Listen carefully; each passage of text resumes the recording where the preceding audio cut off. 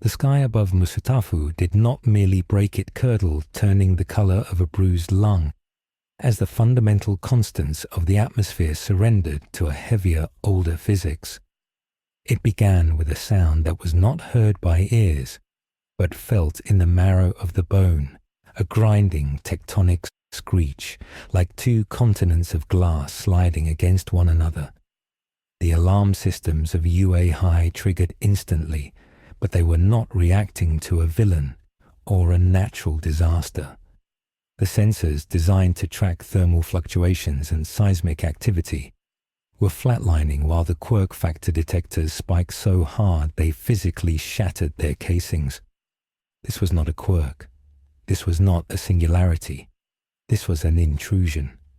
High above the cloud layer, a hole tore open in the fabric of the world. It was ragged and bleeding violet energy that smelled of ozone and ancient dust. Gravity in the immediate vicinity inverted. Cars on the highway floating upward like raindrops returning to the clouds, while the birds fell like stones, their hollow bones snapped by the sudden crushing weight of a foreign reality asserting its mass. In the center of the distortion, a shape emerged. It was not a portal or a warp gate. It was a vessel falling out of a nightmare.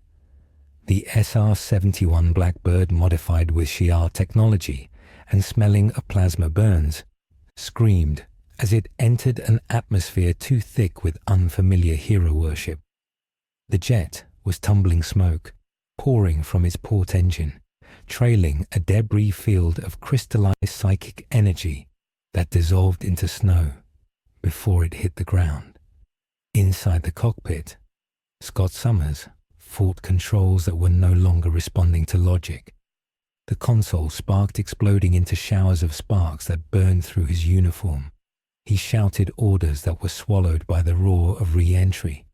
Beside him, Storm's eyes were white, not with power, but with terror, as she realized the elements of this world were deaf to her commands. The wind here did not know her name. The moisture in the air felt stagnant and artificial, as if the weather itself was waiting for permission to exist. Below them, the city of Musutafu panicked. The pro-heroes on patrol looked up, paralyzed by a pressure that triggered their fight-or-flight instincts on a primal level.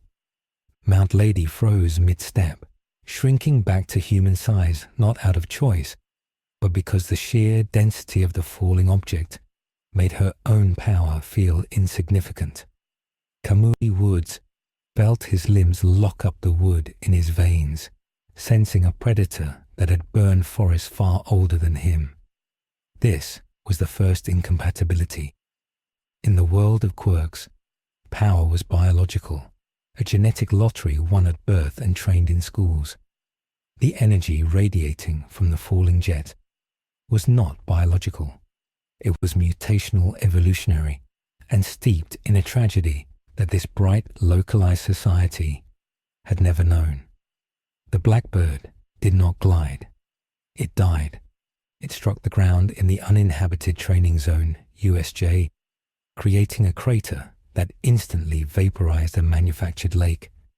The impact registered as a magnitude 6 earthquake, but the shockwave carried no dust, only a wave of telepathic silence that dropped every telepath within 50 miles to their knees. At UA High Shota, Aizawa stood on the roof, his scarf floating lazily around his neck, but his eyes were wide and bloodshot. He had activated his erasure quirk the moment the object breached the cloud layer. He was staring directly at the wreckage, staring at the figures emerging from the smoke. He pushed his power to its limit, trying to cut off whatever quirk allowed them to survive such a crash. But nothing happened. His eyes did not dry out. His hair did not fall. The power set he was looking at did not possess a quirk factor to erase. For the first time in his life, Aizawa was looking at monsters that his eyes could not stop. He watched a man with knives in his hands crawl from the fire, his skin knitting together before the burns could set. He watched a woman float upward on a wind that shouldn't exist.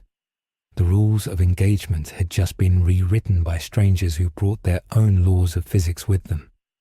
The timeline had not just branched, it had been broken by refugees from a universe where being a hero was not a career choice, but a terminal condition.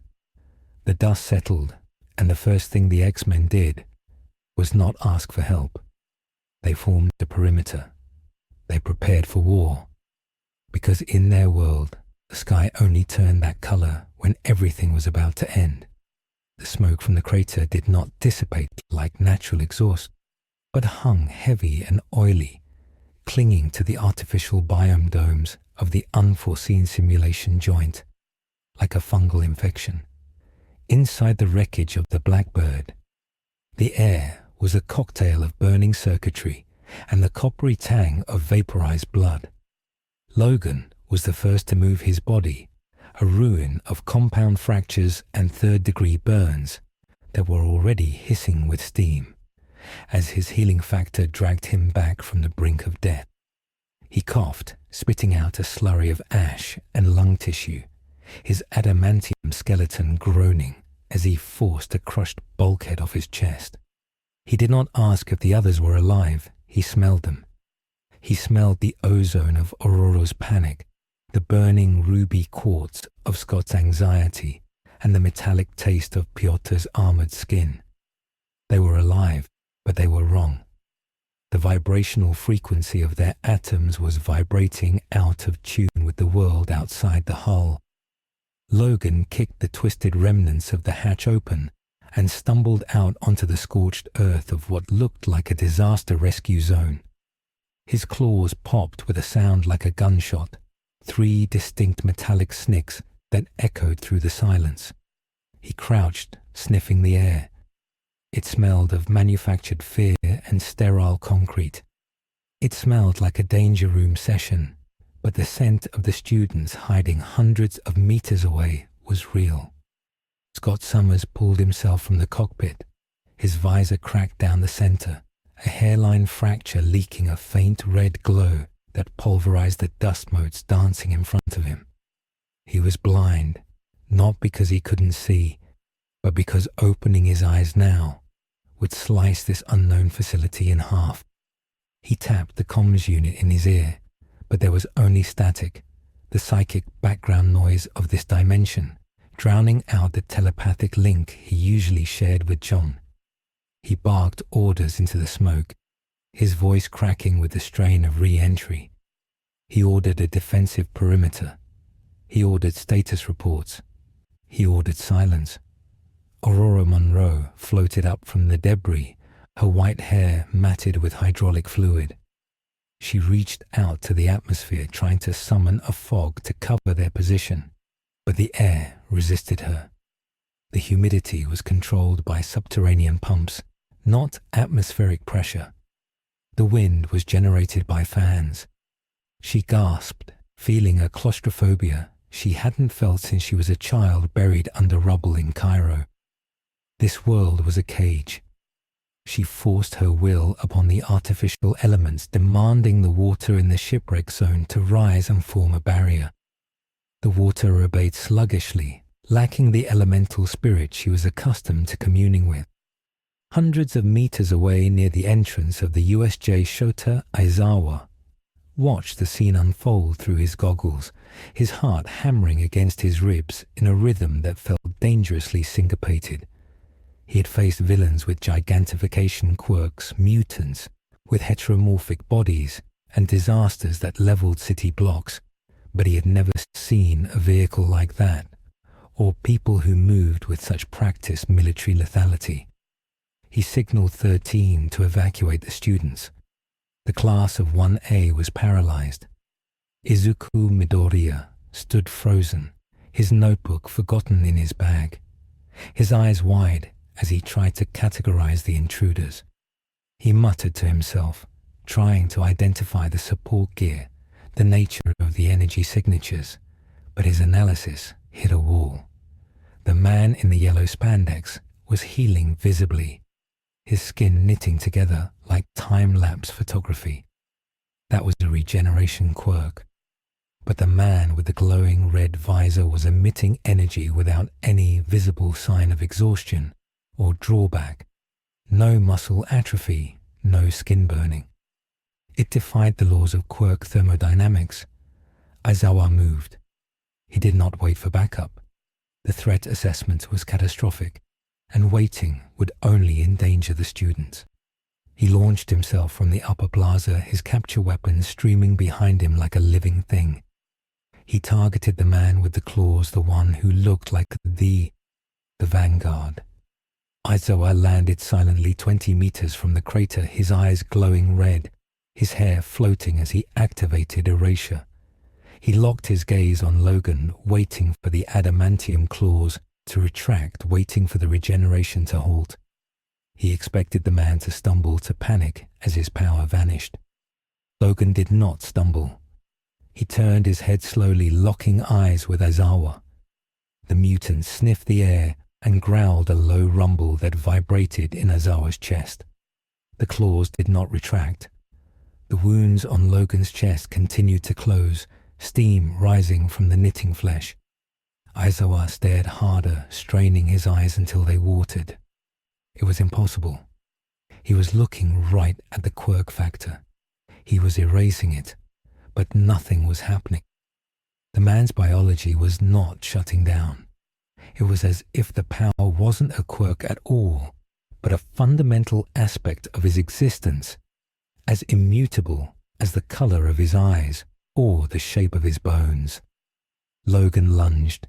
He covered the 20 meters in a blur of yellow and blue, moving faster than a man of his density had any right to move. Aizawa reacted on instinct, dodging the swipe that would have disemboweled him. The wind from the claws shredded the fabric of his jumpsuit. Aizawa threw his capture tape, wrapping it around Logan's wrist and pivoting to slam the intruder into the ground. It was a technique that had subdued villains with strength quirks 5 times his size. He pulled, expecting the leverage to topple the feral man. Instead, Aizawa felt like Kidi. He had lassoed a speeding train. Logan didn't even budge. He jerked his arm back, and Aizawa was hauled off his feet, flying through the air towards the mutant. Logan's other hand came up, claws ready to impale the pro-hero.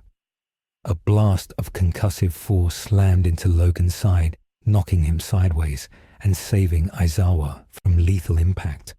Scott Summers stood by the wreckage, his hand on his visor, smoke pouring from the device. He had fired a warning shot, a microscopic fraction of his power, tailored to knock his teammate off course rather than obliterate the enemy. Scott stepped forward, his voice amplified by command authority that made the students at the entrance flinch. He demanded to know the location. He demanded to know the year. He did not ask for surrender. He asked for coordinates. Aizawa rolled to his feet, breathless, his mind racing. The beam hadn't been fire or heat. It was pure kinetic impact, like a solid wall of air. And again, erasure had failed. He had looked at the man with the visor, and the beam had continued. Aizawa realized with a cold, sinking dread that his greatest weapon, the ability to level the playing field, was useless here. These were not quirk users. These were something else. 13 stepped forward, aiming her fingers toward the group, ready to use Black Hole to contain them if necessary. She warned them to stand down, identifying herself as a pro-hero. The term meant nothing to Scott. In his timeline, pro-heroes were often government-sanctioned hunters or corporate shills for the Sentinel program. The X-Men did not trust authority figures in uniforms. Colossus Pyotr Rasputin emerged from the smoke, his organic steel form catching the artificial light. He stepped in front of Scott, a living shield. 13 fired. The gravitational singularity tore at the ground, ripping up concrete and steel, pulling everything toward the void. Colossus dug his heels in. The metal of his body groaned, but he did not fragment. He was anchored by a density that defied the physics of the quirk. He walked forward into the black hole, his armored skin screeching as the gravity tried to tear him apart atom by atom. He reached out and clapped his hands together. The thunderclap was deafening. It disrupted the air pressure so violently that 13's aim was thrown off, and the singularity collapsed in on itself. Up on the observation deck, the students of Class 1A were witnessing a slaughter of logic. Bakugo Katsuki stared, his hands twitching. He was used to being the strongest, to being the one who dictated the pace of battle. But the violence down there was different. It wasn't flashy. It was efficient. The man with the claws had tried to kill Aizawa-sensei, not defeat him, but kill him. The difference was palpable. "They aren't villains," Midoriya whispered, his voice trembling. "Villains' monologue, villains' posture. These guys are fighting like soldiers in a war we don't know about." Suddenly, the comm system of the USJ screeched to life. But it wasn't the school frequency. It was a telepathic broadcast that hit every mind in the facility simultaneously. Jean Grey had woken up. She walked out of the Blackbird, her red hair floating in a psychic halo. She was holding her head, wincing. The sheer volume of thoughts in this world was overwhelming. In her world, minds were quieted by trauma, by survival instinct. Here, the minds of the students were loud, screaming with adolescent insecurities, hero worship, and superficial fears. It was a cacophony. She projected a thought, a simple command for silence. Every student, every teacher, every person in the dome froze as their motor functions were momentarily hijacked. It wasn't an attack. It was a request for quiet enforced by an Omega-level mind. Aizawa fought the mental intrusion, his willpower legendary among heroes, but against Jean Grey, he was a candle in a hurricane. He fell to one knee, gasping as the pressure lifted. The X-Men regrouped. They formed a phalanx. Scott in the center, Logan and Colossus on the flanks. Storm in the air, her eyes white, struggling to pull real lightning from the artificial ceiling. Sean hovered behind them. They looked at the heroes not with malice, but with the exhaustion of a species that had been hunted across time. "We are not here to fight you," Scott announced, his voice carrying without a microphone. "But if you attack us again, we will dismantle this facility and everyone in it. We need to know where we are."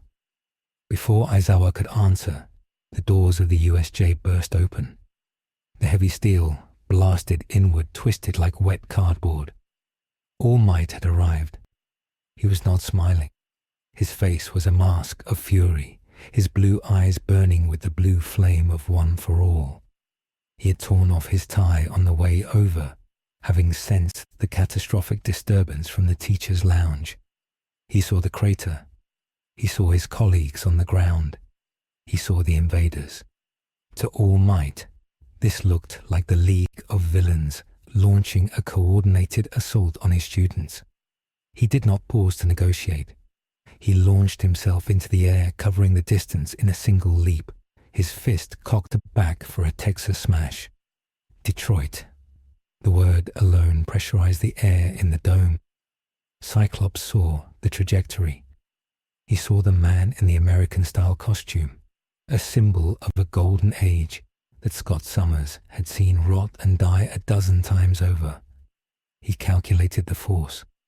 It was enough to kill them all if they took it head-on. "Jean, shield!" Scott screamed. Jean Grey threw up a telekinetic barrier, a wall of pink psionic energy shimmering with the density of diamond. All Might's fist connected. The impact was not a sound, it was a seismic event. The shockwave blew the glass out of the USJ's windows. The water in the disaster zone vaporized instantly. The students were thrown back against the walls. For a singular, horrifying second, the unstoppable force of One for All met the immovable object of the Phoenix Force's telekinesis. The ground beneath the X-Men disintegrated, turning into fine sand. Jean screamed, blood running from her nose. All Might's eyes widened. He had hit that barrier with 100% of his power. It should have crumbled. It should have been dust. But the girl held it. She held it for 3 seconds before the feedback loop became too much. The barrier shattered. All Might was thrown back by the recoil skidding across the concrete. The X-Men were scattered, blown apart by the kinetic transfer. Logan hit a mountain zone, tumbling through jagged rocks. He stood up immediately, spitting out a tooth that was already growing back. He looked at All Might, and for the first time in a long time, he felt a glimmer of respect mixed with dread. Heavy hitter. Logan grunted to himself, popping his claws again. Hits like the Hulk. Moves like Quicksilver. All Might stood up, steam rising from his body. His smile returned, but it was strained. He was running on empty faster than usual. That one punch had drained him significantly. He looked at these intruders and felt a chill. They weren't broken. They were regrouping. The man in the steel skin was helping the weather woman up. The telepath was wiping blood from her face, staring at him with a look of profound dissection. She wasn't looking at his muscles. She was looking at his soul. She was looking at the injury in his side. "You're dying," Jin said. Her voice projected directly into All Might's mind. It wasn't a threat. It was a diagnosis. You are a ghost wrapped in power. Why are you fighting us? All Might stiffened. I am the symbol of peace, and I will not let you harm these students. Symbol. Scott spat the word out like a curse. He adjusted his visor, standing up from the rubble. We've seen symbols. They usually hide graves. We didn't attack your students. Your man attacked us. You crashed a warship into a school, All Might countered, pointing at the burning Blackbird. We crashed, Scott corrected, cold and precise. It wasn't a choice. We are refugees. The standoff was absolute. On one side, the number one hero of a society that believed in the absolute moral binary of heroes and villains. On the other, the paramilitary survivors of a species that had learned that morality was a luxury they couldn't afford. The students of Class 1A watched, realizing that the gap between them wasn't just power, it was history. Midoriya, watching from the sidelines, scribbled furiously in his notebook, his hand shaking. No quirks, no activation signs, no limits observed yet. The big one tanked a smash. The girl blocked a smash. The leader leads like a general, not a hero. He realized with a terrifying clarity that if this fight continued, UA High would not be the only thing to fall. Suddenly, a new alarm blared. Not the intrusion alarm, the system breach alarm. The smoke from the Blackbird had triggered the facility's automated fire suppression systems, but the water wasn't coming out. Instead, the nozzles were dripping a viscous purple liquid. A portal opened in the center of the plaza near where the X-Men stood. It wasn't the X-Men's tech. It was Kurogiri. The League of Villains had been waiting, hiding in the sensor blind spots intended for the USJ exercise. Shigaraki Tamura stepped out, scratching his neck violently. He looked at the wreckage of the Blackbird, then at All Might, then at the X-Men. Cheaters, Shigaraki hissed, his voice raspy. We were supposed to kill the final boss today. Who are these NPCs? They're glitching the game. Shigaraki didn't care who they were. He just saw obstacles. He lunged for the nearest target, which happened to be Storm. He reached out his 5 fingers, spread ready to decay her flesh to dust. Game over, he whispered. Storm did not panic. She did not know what his quirk was, but she knew the intent of a killer when she saw one. She didn't use her powers to fly away. She used hand-to-hand combat trained by the Black Panther and Wolverine. She caught Shigaraki's wrist before his 5th finger could touch her exposed skin. She twisted his arm with a fluid, brutal motion, snapping the radius bone. Shigaraki screamed, falling back. Don't touch me. Storm said, her voice like a chilling wind. Her eyes glowed white. I am not a game. The Nomu stepped through the portal. The bio-engineered anti-symbol.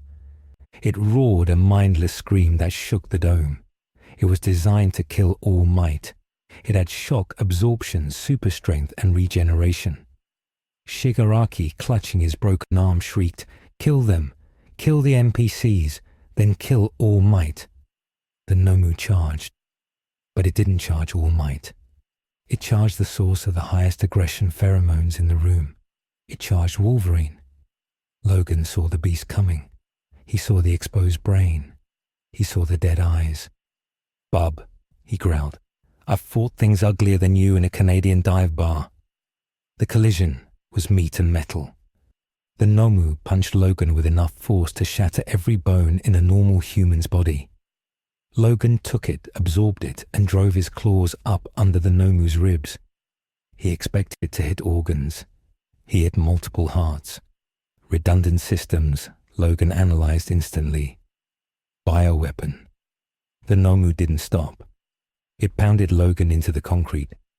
But Logan was the best there is at what he does. And what he does is survive. He slashed upwards, decapitating the creature's arm. The arm grew back in seconds. "Heals like me," Logan shouted to Scott. "Fast. Maybe faster." "Cyclops," Scott shouted. "Full spread. Optic blast. Level 4. Scott adjusted his visor. He didn't aim a beam. He opened the aperture wide. A sheet of red concussive force washed over the plaza. It hit the Nomu. It hit Shigaraki. It hit the remaining villains pouring out of the warp gate. It didn't burn them. It slammed them with the force of a tidal wave of physical punch. The Nomu was knocked backward, its footing lost. All Might watched, stunned. These intruders were fighting the villains, and they were winning. But they weren't capturing them. They were neutralizing them. Wolverine was aiming for lethal strikes. Storm was freezing the air in Shigaraki's lungs. It was brutal, effective, and completely against the law. "Stop," All Might yelled, torn between the threats. "You can't kill them. It's against the law." "Your law," Scott replied, not looking back, keeping his beam focused on the Nomu. Not ours. In our world, if you leave a mad dog alive, it eats your children." The Nomu, finding no purchase against the optic blast, dug its fingers into the ground and launched itself vertically, bypassing the beam. It landed in front of Cyclops. Its fist came down. Colossus wasn't there. Jin was recovering. Scott was exposed. A green blur shot out from the student area. Izuku Midoriya, legs glowing with one for all full cowl. He didn't attack the Nomu. He grabbed Scott by the tactical harness and yanked him out of the path of the fist. The ground where Scott had been standing exploded. Midoriya rolled Scott to safety.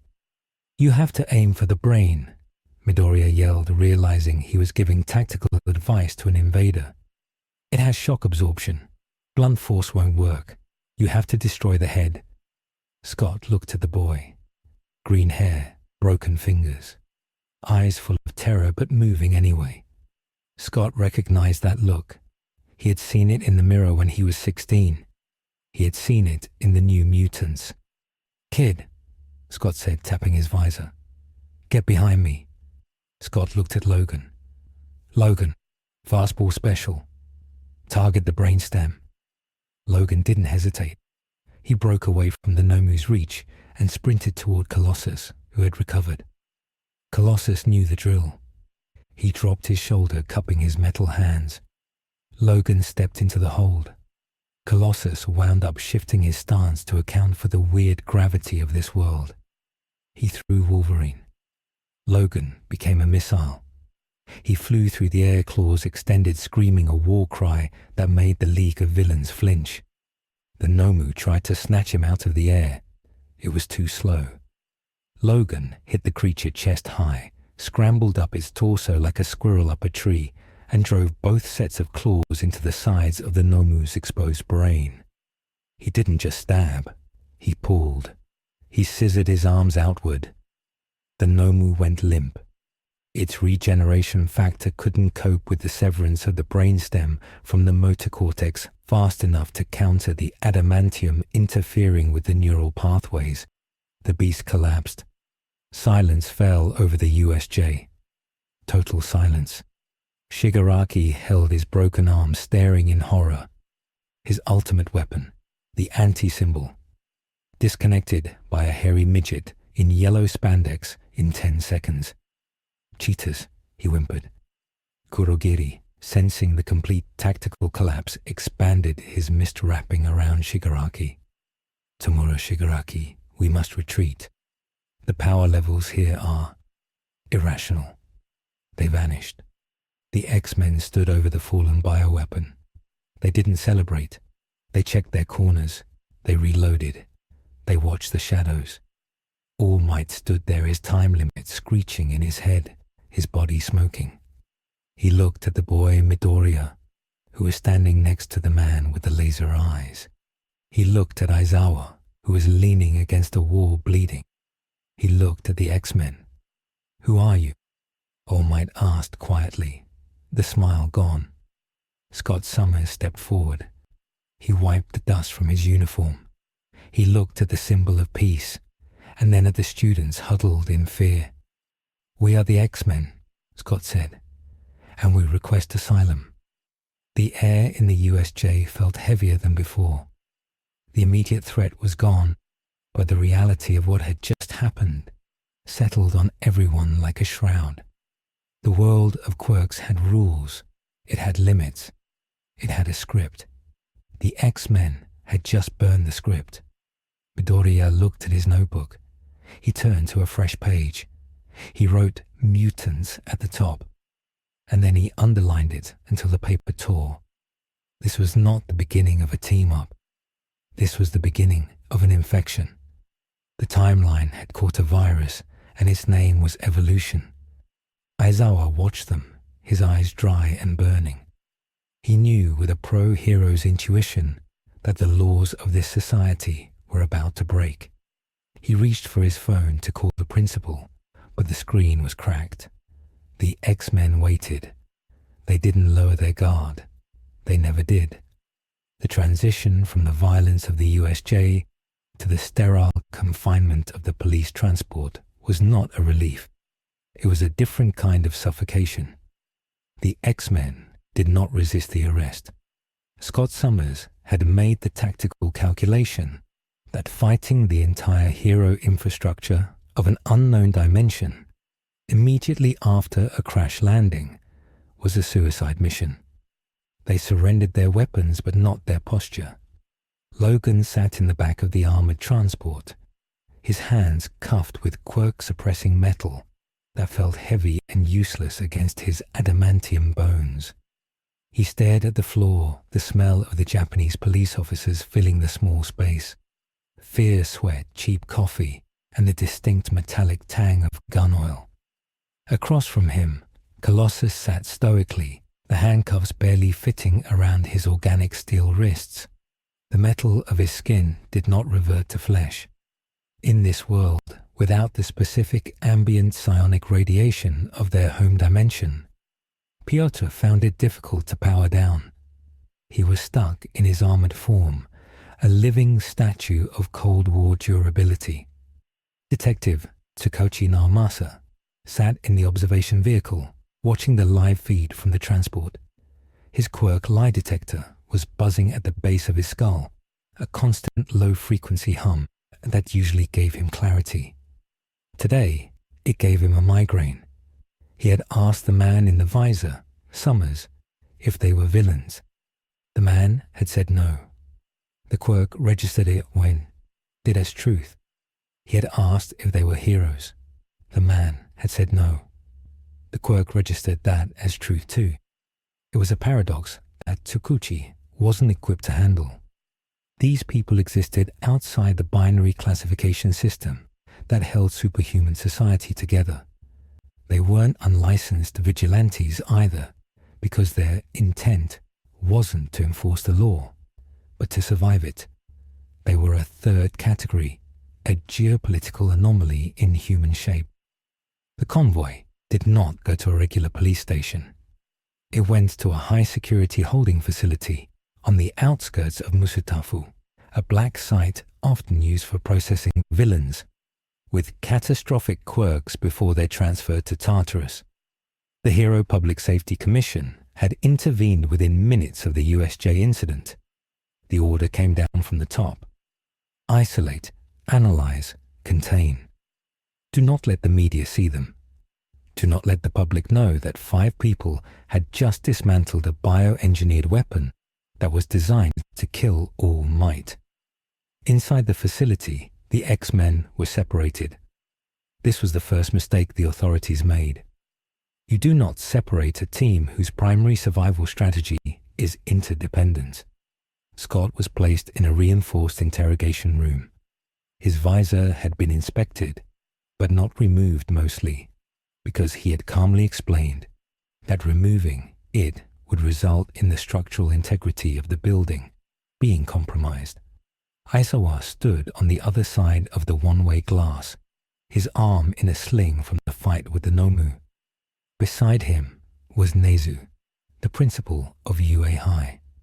The small mammalian creature was vibrating with a mixture of intellectual excitement and deep primal terror.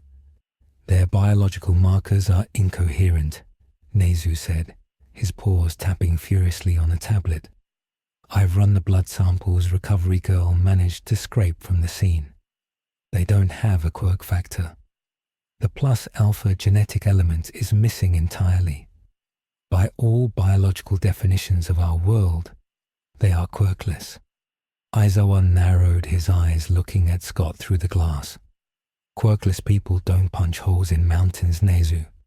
Quirkless people don't heal from lethal stab wounds in seconds. That is the terrifying part, Nezu replied, his voice losing its usual cheer.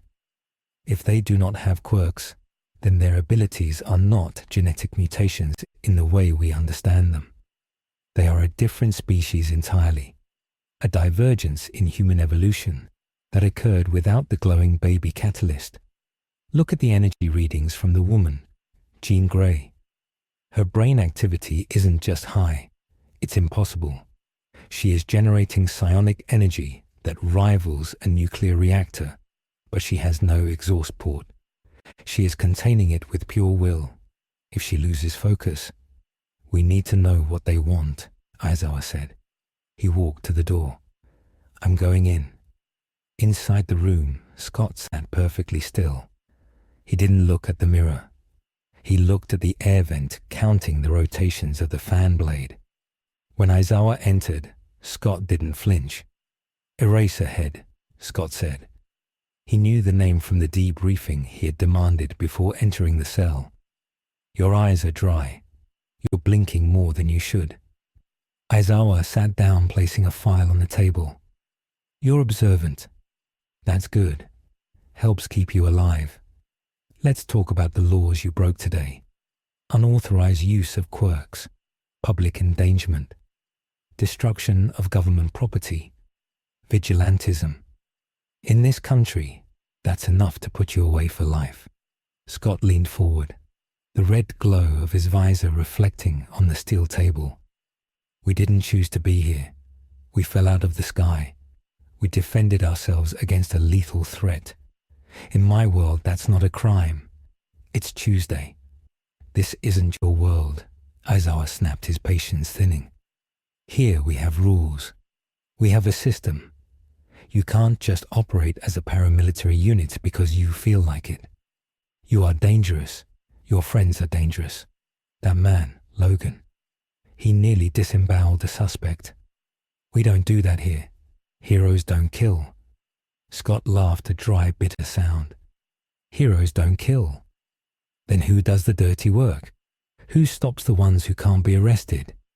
You have a society built on a fragile piece held up by one man. I saw him. All might. He's strong, but he's tired. You're one bad day away from collapse. We've lived through the collapse. We are the cleanup crew. We don't need your cleanup, Aizawa said, standing up. We need your compliance.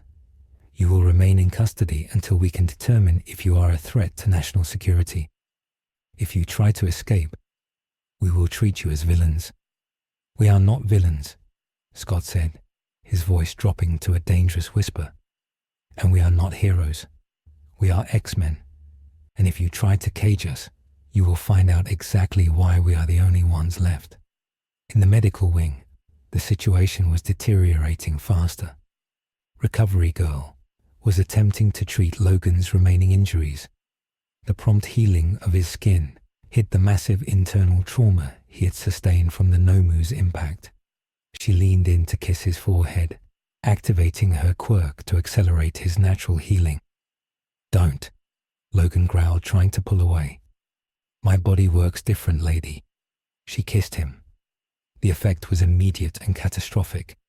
Recovery Girl's quirk worked by stimulating the patient's own life force to speed up cell division. Logan's healing factor was already a hyper-aggressive form of cell division that was constantly fighting the adamantium poisoning in his blood. The addition of her quirk was like throwing gasoline on a wildfire. Logan roared in agony as his cells began to replicate uncontrollably.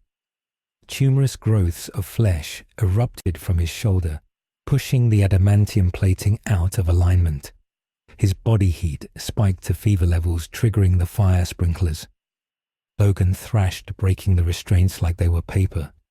He fell off the table, convulsing as his body fought a war against itself. The healing factor trying to fix the overhealing caused by the external quirk. He slashed at the air, his claws cutting through the medical equipment. "Get back," Storm shouted from the adjacent holding cell. She summoned a localized pressure drop, shattering the glass partition. She flew to Logan, not attacking him but grounding him. She placed her hands on his chest, channeling a mild electrical current to shock his nervous system into resetting. "Pyotr, hold him." Colossus tore the doors off his cell, the hinges screaming. He rushed in, grabbing Logan in a bear hug, pinning the feral mutant's arms to his sides. "Easy, little brother," Pyotr grunted, his steel skin sparking where Logan's claws scraped against it. "Fight it. It is just biology." The medical staff watched in horror. They had never seen a quirk reaction like this. It wasn't a side effect. It was a biological rejection. The two power systems were incompatible. Recovery Girl collapsed, exhausted and terrified. She realized then that she hadn't just failed to heal him. She had almost turned him into a cancer bomb. This was the first crack. The assumption that quirks were universal was shattered. The HPSC officials watching from the control room panicked. They saw the breakout. They saw the violence. They didn't see the context. They saw monsters losing control. The director of the HPSC, a woman with eyes as cold as a reptilian's, picked up the phone. "Deploy the suppression unit. The psychological profiles were wrong. They are not rational actors. They are beasts. Use the Type 4 dampeners. If they resist, authorize lethal force." The alarms in the facility blared. Red lights bathed the corridors. Scott Summers heard the change in the tone. He knew the difference between a containment breach alarm and a purge alarm. He stood up and kicked the heavy steel table into the two-way mirror, shattering it. He stepped through the broken glass into the observation room, grabbing Nezu by the scruff of his suit. "Call them off," Scott ordered, his hand hovering over his visor. "Now." Nezu looked at the man and saw not a villain, but a desperate leader. "I cannot. The HPSC has overridden UA's authority. They are sending the suppression squad." "Then get your people out of here," Scott said, releasing the principal, "because I can't guarantee the structural integrity of this zip code." Scott ran into the corridor. He didn't need telepathy to find his team. He followed the sound of thunder. Storm had filled the medical wing with a localized hurricane to obscure the cameras. Scott sprinted through the wind, his visor cutting a path through the debris. He found them in the medical bay. Logan was stabilizing his body, finally consuming the excess energy. Jean was holding the door shut with her mind against a squad of armored HPSC troopers trying to breach. "Scott," Jin yelled over the wind. "They're using sonic weaponry. It's disrupting my concentration." "Colossus, fastball." Scott didn't wait for a plan B. Colossus grabbed a heavy medical scanning machine, ripping it from the floor. He hurled it at the door. The impact, combined with Jin releasing the hold, blasted the door outward, knocking the troopers down like bowling pins. The X-Men surged into the hallway. They were moving as a unit now. Storm took the rear, creating a fog bank. Logan took point sniffing for ambushes. Scott directed the fire. "We need an exit," Scott shouted. Jean scanned the surface. "Where are we?" "Underground bunker," Jean replied, her hand on her temple. 3 levels down, heavily fortified. There's a hangar on the top level. Helicopters. "We're taking a chopper," Scott said. They fought their way up the stairwell. The HPSC troopers were using quirks, fire emitters, cement manipulators, shockwave generators, but they were fighting individuals. The X-Men fought as a Gestalt consciousness. When a trooper threw a wall of cement, Colossus smashed through it before it hardened. When a trooper fired a stream of flame, Storm suffocated it by removing the oxygen from the air around him. When a sniper lined up a shot, Logan was already there, breaking the rifle. They reached the hangar. The heavy blast doors were sealing shut. Scott adjusted his visor. "Jean, hold the mechanism. I'm going to widen the gap." "Scott, wait," Jean screamed. "I sense something. Something huge." But Scott had already fired. The optic blast hit the closing doors. Usually, the force would simply blow them open. But these doors were reinforced with a quirk alloy designed to absorb kinetic energy and redirect it. It was technology based on the fat gum principle: absorption and release. The door absorbed the optic blast. It glowed white hot. Then it reached its capacity. The energy didn't dissipate. It exploded. The feedback loop turned the blast door into a fragmentation grenade the size of a billboard. The explosion tore the roof off the facility. The shockwave leveled the surrounding forest. The X-Men were shielded by Jean's telekinetic bubble, but the HPSC agents outside were not. The blast hurled cars, equipment, and people into the air. It was a catastrophe. Dust settled over the ruins of the HPSC black site. The X-Men stood in the center of the crater. The helicopter they intended to steal was a twisted wreck. Surrounding them in a wide circle were hundreds of armed officers, pro-heroes, and media helicopters that had been drawn by the noise. The world was watching, and what they saw was not refugees. They saw terrorists. All Might arrived on the scene, landing hard near the police line. He saw the devastation. He saw the injured officers being dragged away. He looked at the X-Men and his heart sank. He had wanted to believe they were just lost. But this was war. "You have to stop," All Might shouted, his voice booming without a microphone. "Surrender. There is no way out of this. You have hurt people." Scott Summers looked at the destruction. He saw the injured. He felt the weight of it. In his world, this was a Tuesday. Collateral damage was the price of survival.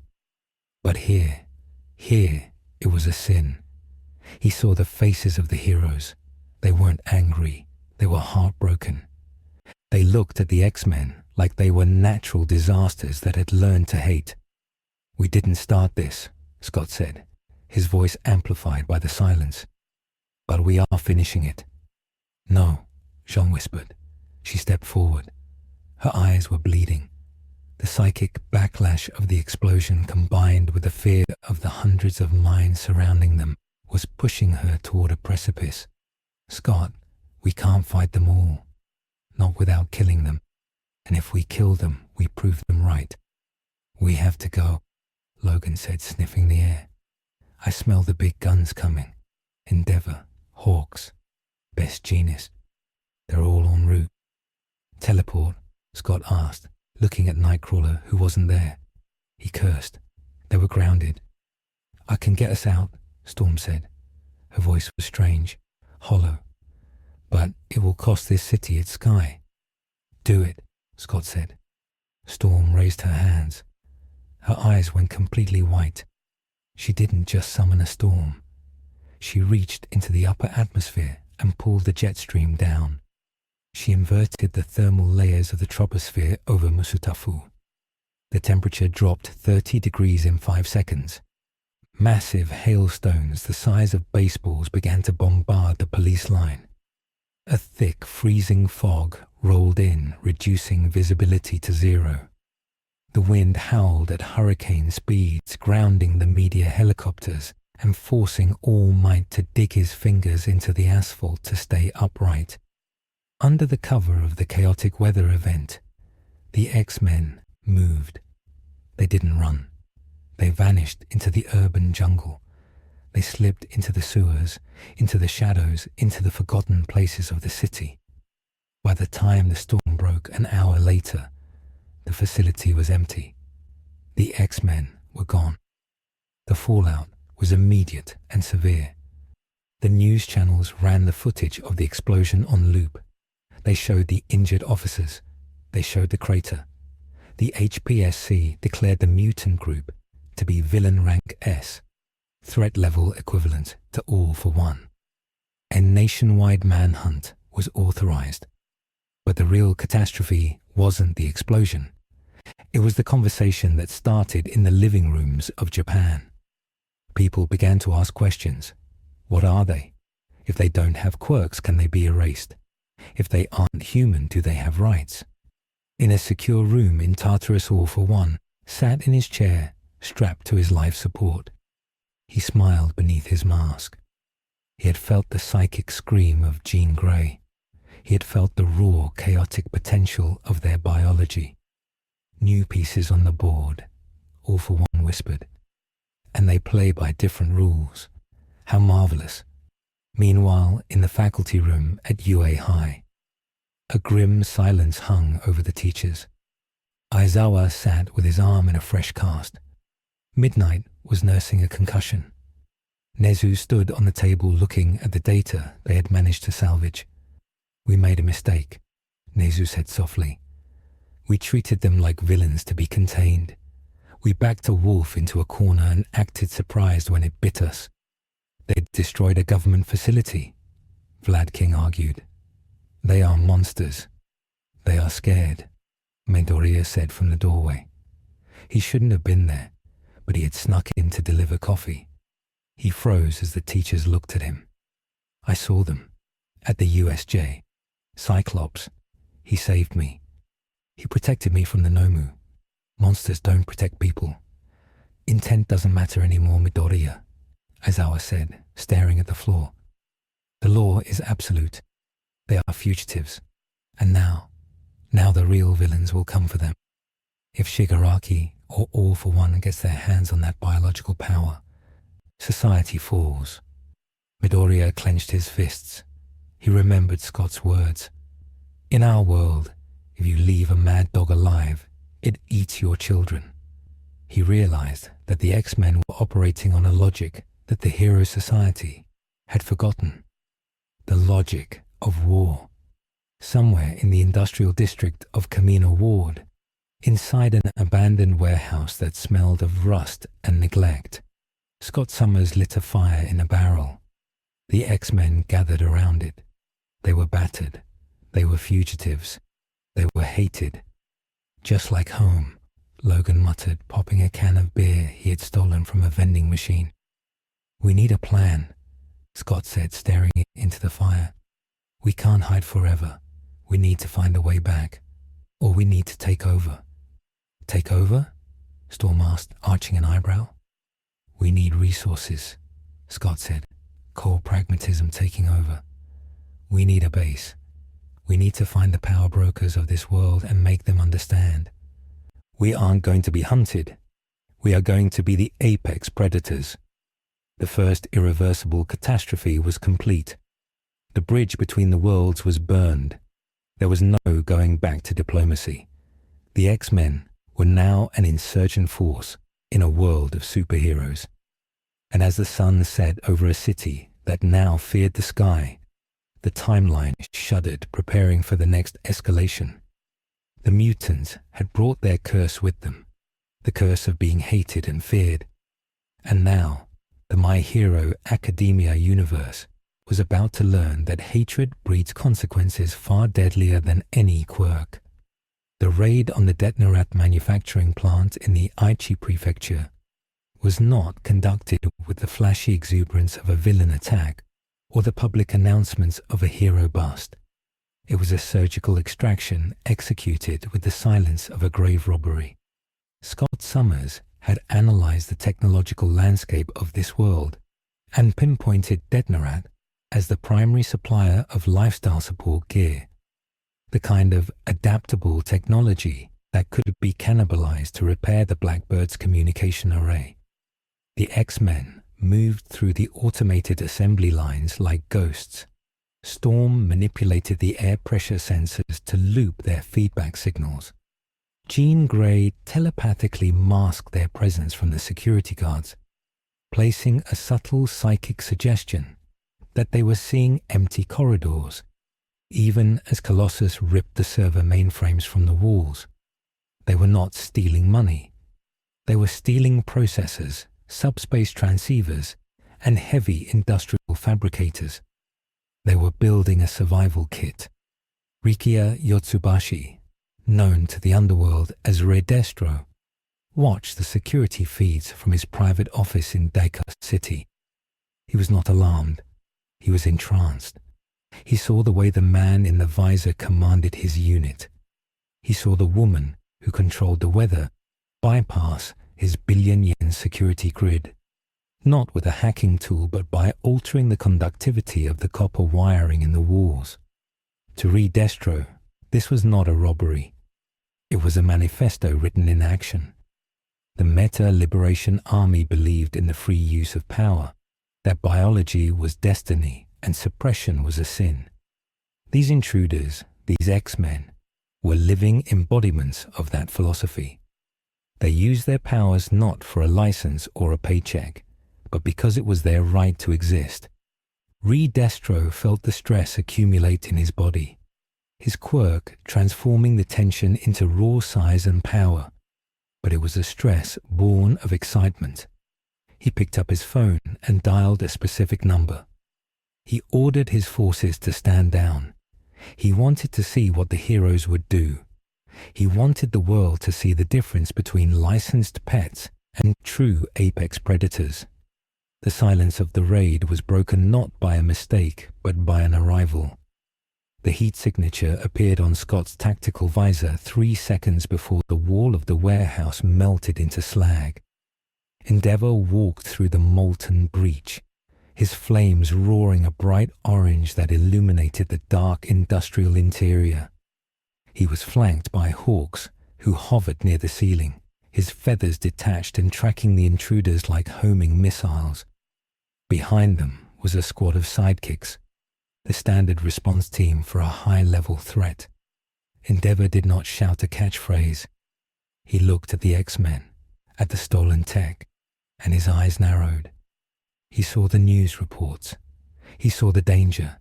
He ramped up his thermal output to flashfire levels instantly. Scott signaled the formation change. Colossus stepped forward, placing himself between the fire and the team.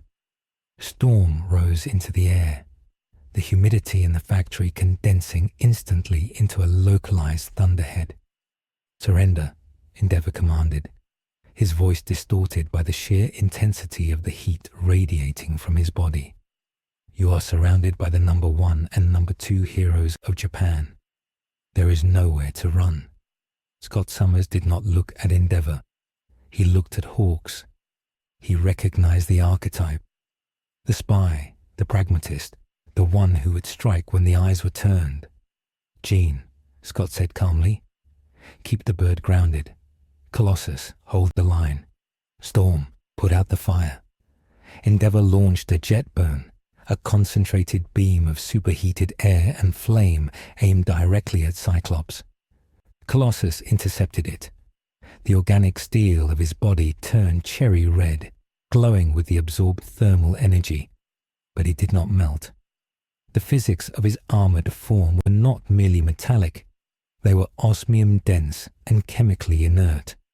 He took the blast that would have vaporized a tank and simply grunted, stepping forward against the pressure.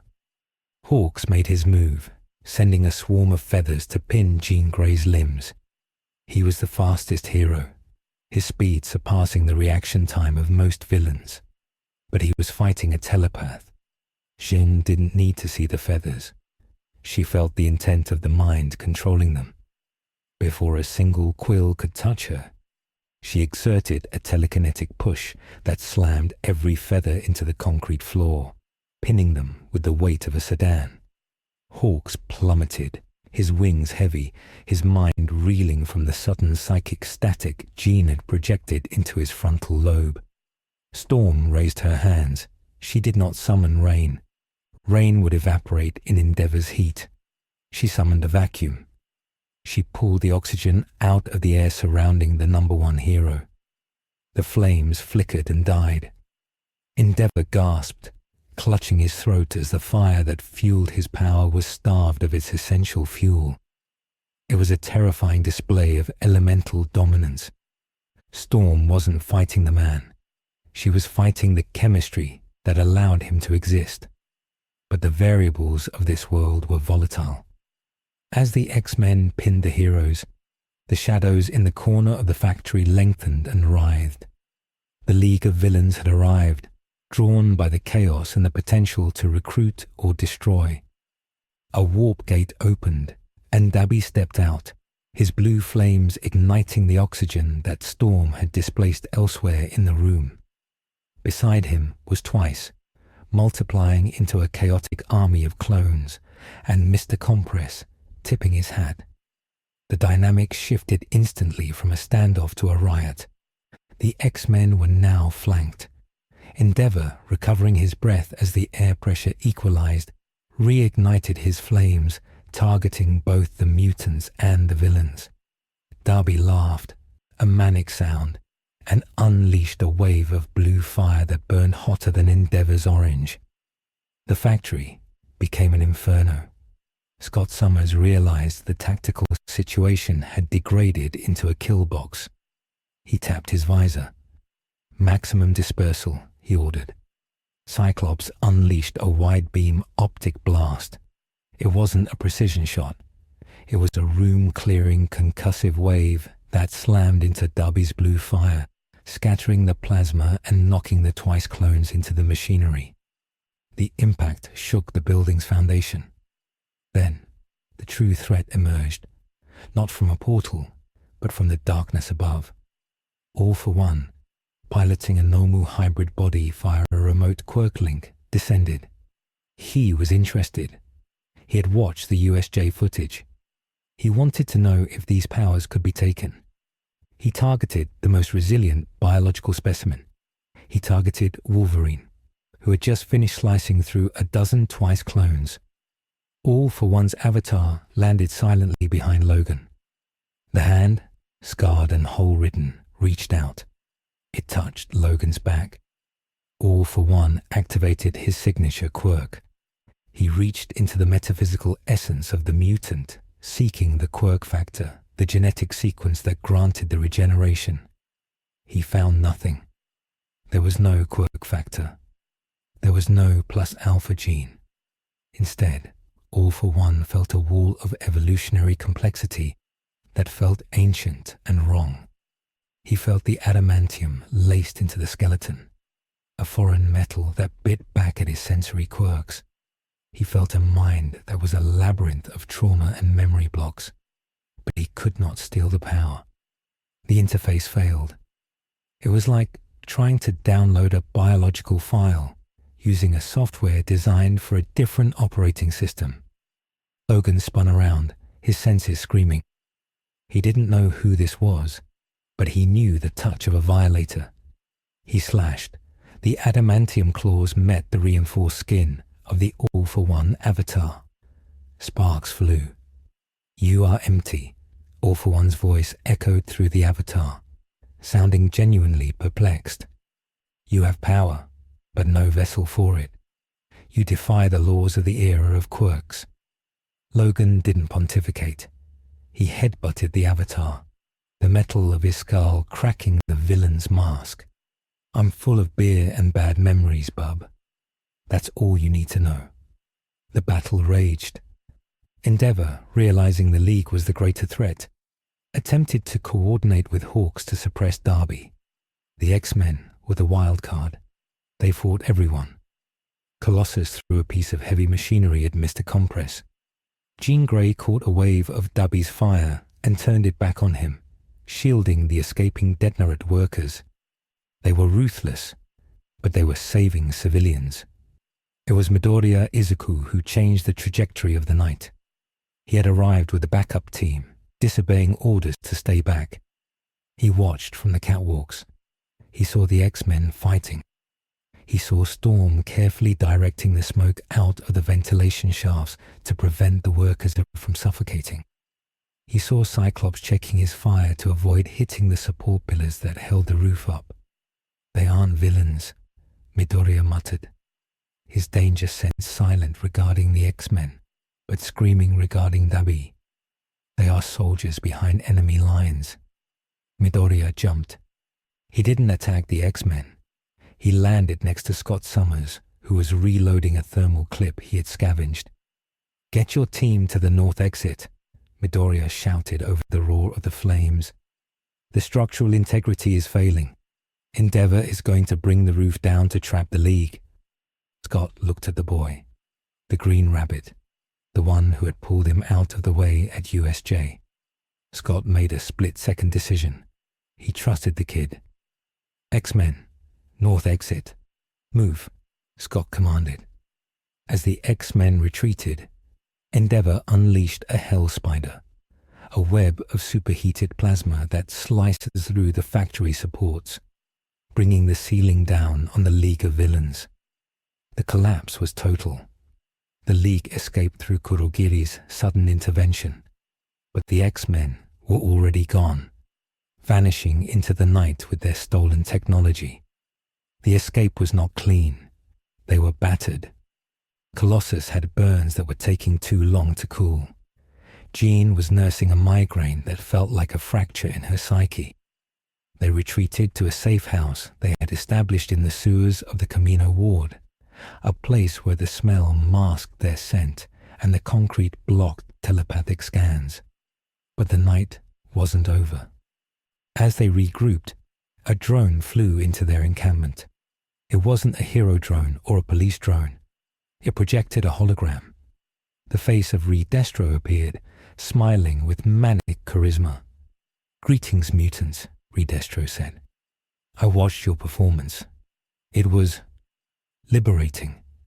You fight the system that seeks to cage you. You fight the heroes who enforce the mediocrity of the state." Scott Summers stepped forward, his uniform torn, his patience at zero. "Who are you?" "I'm a friend," Ray Destro replied. "I represent the Meta Liberation Army.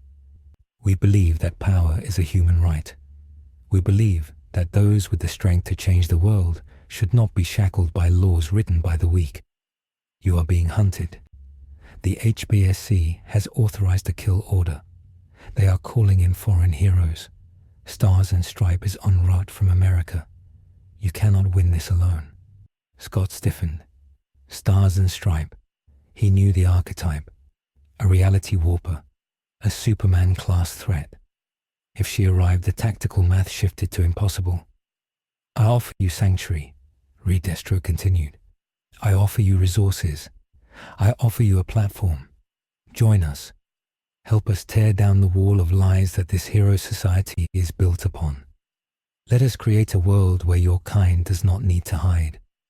The hologram faded, leaving coordinates for Daika City. The X-Men sat in the damp darkness. The silence was heavy. "They sound like the Brotherhood," Kitty Pryde would have said if she were there. But she wasn't. It was just the hardliners left. Magneto was right, Storm whispered, hugging her knees. Her voice was trembling. Look at them, Scott. They hate us. They fear us. Even when we save them, they send fire and assassins. This world is no different. The humans are always the same. Scott looked at his team. He looked at Logan, who was drinking whiskey he had looted, staring at nothing. He looked at Jean, who was meditating, trying to keep the Phoenix Force quiet in a world that screamed for it.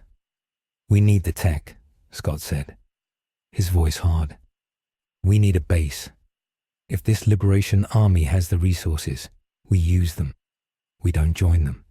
We use them. Joan opened her eyes. That's how it starts, Scott. That's how we become what they think we are. We are already what they think we are, Scott replied. We are survivors. The next morning, the news cycle changed. The narrative was no longer about a mysterious group of villains. The HPSC had spun the story. The X-Men were declared to be quirk extremists, a foreign terrorist cell intent on destabilizing the peace. The public fear was palpable. Sales of support gear skyrocketed. Anti-mutation sentiment, usually dormant in a world of quirks, began to flare up. People with heteromorphic quirks, those who looked different, began to report harassment.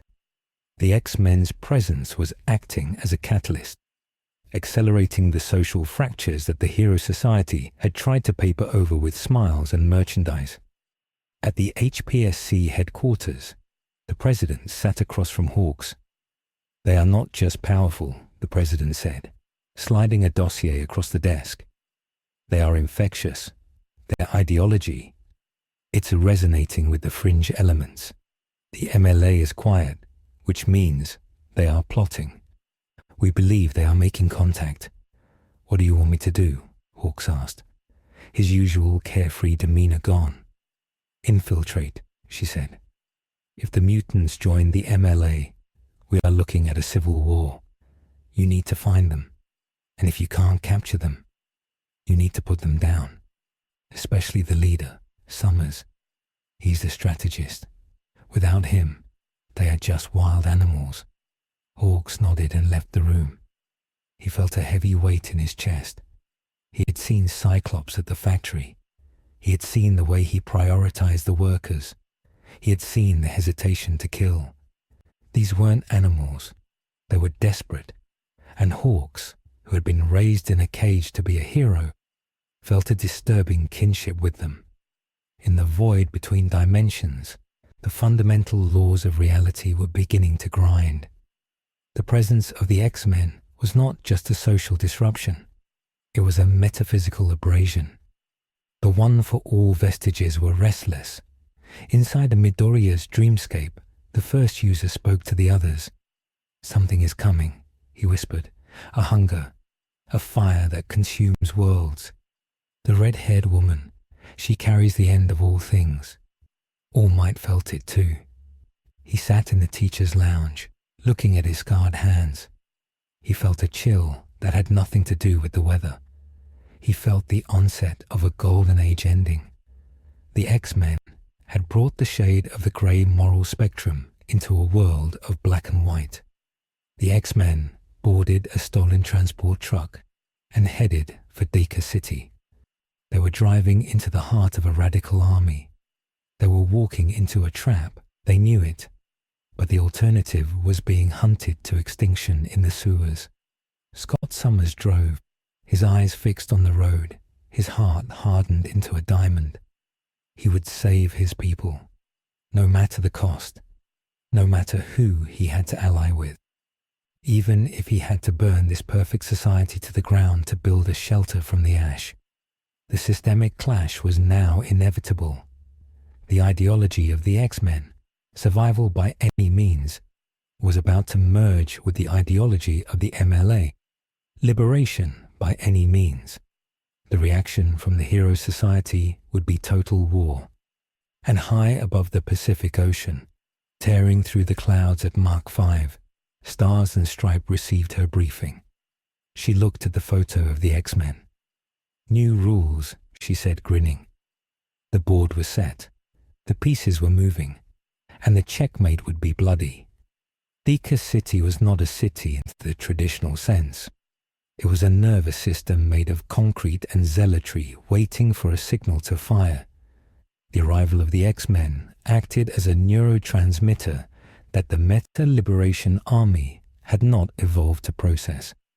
Reed Destro walked through the underground command center, his massive frame trembling with the suppressed energy of his stress quirk. He watched the mutants work. They did not integrate. They did not socialize. They requisitioned.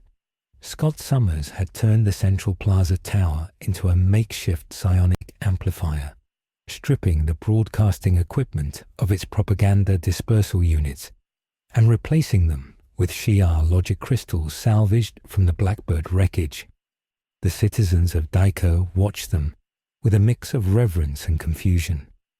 These were not quirk users who celebrated their gifts. They were soldiers who treated their biology like loaded weapons. In the command center, Scott laid out the schematics on a holotable. Reed Destro stood opposite him, flanked by Curious and Getten. The tension in the room was physical, a static charge that made the hair on one's arm stand up. Reed Destro pointed a jagged finger at the map. "You are building a beacon, Summers. A beacon invites attention. We offered you sanctuary to help us dismantle the hero society, not to turn our stronghold into a lightning rod."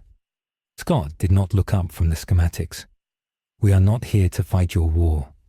We are here to survive ours. This amplifier will allow June to scan the multiverse for a signature, a way home. If we leave, your city returns to obscurity. If we stay, you become a target for things worse than pro-heroes." Curious leaned in, her eyes manic with the journalist's hunger for a story that would break the world. "But you are the story. The way you fight, the way you reject the label of villain, yet dismantle the law. It is the purest form of liberation. Why run? Why not lead?" "Because your liberation is a child's tantrum," Scott said, finally looking up, his visor glowing with a suppressed red light. "You want the freedom to use your powers. We want the freedom to not be murdered for having them. There is a difference. You think you are oppressed because you have to follow traffic laws. We are oppressed because our existence is considered a crime against nature. We are not the same." The argument was cut short by a siren. It wasn't the police siren. It was the air raid warning. A deep guttural howl that echoed off the mountains surrounding the hidden city. Reed Destro's stress levels spiked his arm, expanding, ripping the sleeve of his expensive suit. He looked at the radar. A single object was approaching from the Pacific. It was moving at Mach 7. It had bypassed the coastal defense grid not by stealth, but by simply ignoring it. "It's her," Reed Destro whispered, a flicker of genuine fear crossing his face. "Stars and Stripe." Scott tapped his comms. "X-Men. Defensive positions. Skies are hostile. Storm, take the roof. Colossus, guard the amplifier. Logan, you're with me." Outside, the sky above Daika City tore open. There was no plane. There was a woman standing on the back of a stealth bomber made of hard light energy. Kathleen Bate, the strongest woman in the world, had arrived. She wore the flag like armor, and she looked down at the city with the absolute moral certainty of a hammer looking at a nail. She had received the intelligence from the HPSC. A city of villains. A cell of foreign terrorists. The parameters were clear: pacify, contain. Eliminate if necessary. Stars and Stripe touched the air in front of her. New order. The atmosphere over Daika City will solidify into a barrier 50 times stronger than steel, preventing all exit. The air shimmered and hardened. A dome of invisible force slammed down over the city, trapping the X-Men and the entire population of the MLA inside. The pressure change popped eardrums. Birds mid-flight smashed into the solidified oxygen. It was a display of reality manipulation that defied every rule of energy conservation the X-Men knew. This wasn't telekinesis, it was rule writing. Storm stood on the roof of the amplifier tower. She felt the atmosphere die. The wind was locked. The moisture was frozen in place. She gasped, feeling the claustrophobia of being trapped in a dead sky. She reached deep, not into the atmosphere, but into the electromagnetic field of the planet itself. She couldn't move the air, but she could move the electrons. Aurora Monroe did not ask the sky for permission. She demanded it. She summoned a bolt of lightning not from the clouds, but from the ionosphere piercing through the solidified air barrier. The lightning struck the hard light dome, cracking it. Stars and Stripe recoiled, surprised by the resistance. Target identified the American hero, shouted, her voice booming like thunder. Weather manipulation. New Order lightning will not conduct within 3 miles of me. The bolt fizzled out instantly, turning into harmless static. Storm fell to her knees, her connection to the elements severed by a verbal command. This was the threat level Scott had feared. A reality warper who could legislate physics. The bomber dove. Stars and Stripe jumped, landing in the central plaza with an impact that leveled 3 city blocks. The MLA soldiers charged. They were brave and they were numerous. They were also insignificant. Stars and Stripe didn't even punch them. She touched the ground. New Order. The ground in front of me will repel all organic matter. The earth bucked, throwing hundreds of MLA soldiers backward, their bones shattering against buildings. Reed Destro charged, fully transformed into his stress-burdened state, a towering monster of black energy. He roared, swinging a fist the size of a car. Stars and Stripe caught the fist with one hand. New Order Rikia Yotsubashi is as weak as a kitten. The rule took hold. Reed Destro's muscles atrophied instantly. His stress energy evaporated. He shrank back to his human form, dangling in the hero's grip like a rag doll. She tossed him aside, breaking his ribs. This is the power of order, she declared, looking around the devastation. Surrender, terrorists, or I will write you out of existence. Scott Summers stepped out from the rubble. He was flanked by Logan and Colossus. He saw the power gap. He saw the impossibility of a physical victory. He had to make a choice. A small tactical choice. He needed to distract her long enough for Jean to finish the calibration on the amplifier. If they could open a portal, they could leave this doomed world. But Jean needed time, and Stars and Stripe were seconds away from dismantling the tower. Gene Scott said over the comms, his voice dead calm, "Drop the shielding." "Scott." John's voice was strained. She was holding the psychic perimeter, keeping the chaos of the battle from overwhelming her mind. "If I drop the shielding, the noise, the voices." "Do it," Scott ordered. "Use the amplifier, not to search, to scream. Hit her with everything." It was a violation of protocol. It was a violation of Jean's safety. But it was the only card they had. Jean Grey, standing at the base of the machine, lowered her mental walls. She connected herself to the amplifier crystals. The device hummed, screaming to life. It took the raw, unbridled power of an Omega-level telepath and magnified it by a factor of 10,000. Jean didn't aim a blast. She broadcasted her pain. The psychic scream hit Stars and Stripe like a physical hammer. The hero clutched her head, falling to one knee. For a moment, her concentration broke. The rule holding the air solid shattered. The rule making Reed Destro weak vanished. "Get her," Logan roared. Wolverine launched himself. Fastball special without the throw.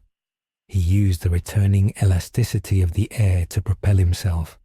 He landed on Stars and Stripe, driving his claws into her shoulder. The hero screamed, not in pain, but in shock. Her durability rule had faltered for a microsecond. Stars and Stripe grabbed Logan. She looked him in the eyes. New Order Wolverine will cease to exist. The words were spoken. The reality bent. But Logan did not vanish. The rule struggled. It grappled with the adamantium skeleton, which was chemically inert and resistant to molecular change. It grappled with the healing factor, which was essentially a biological constant of renewal. But mostly, it grappled with something else. The history of the character, the weight of his timeline. Logan smoked. His skin peeled away. He screamed a sound of pure agony as reality tried to delete him. But he held on. He stabbed her again. "I'm the best there is." Logan snarled, his face a skull of red muscle and silver bone. "And I don't delete easy."